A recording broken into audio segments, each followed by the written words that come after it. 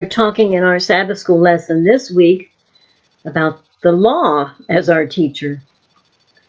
Before sin entered the universe, the one principle of love was all that was needed for God's creatures to know and worship their Creator.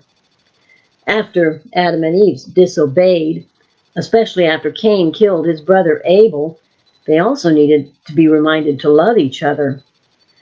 But even that message got mixed up and forgotten. So Jesus brought them back to it when he said to love God and their neighbor. He even said, on these two commandments hang all the law and prophets. That's in Matthew 22:40. So at first we just had the one great principle of love to guide us.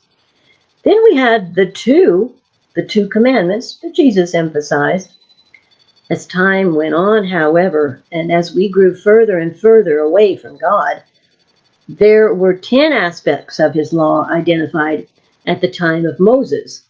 And of course, they're known as the 10 Commandments. Let's read Exodus 31:18 and see what makes these commandments so special too. And when he had made an end of speaking with Moses on Mount Sinai, he gave Moses 2 tablets of the testimony, tablets of stone written with the finger of God. Exodus 31:18. Those 10 commandments, then, written by God himself, are also eternal and binding.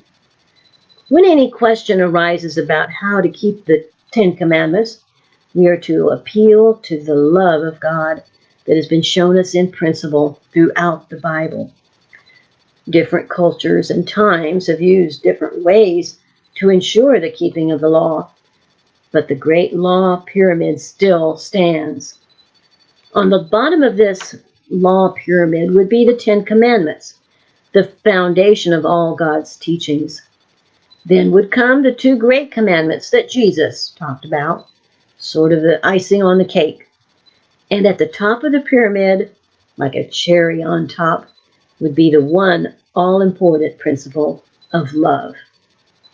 Tomorrow and in the next few days, we'll explore more about how the law teaches us about love. So I'll see you here again tomorrow and on Facebook.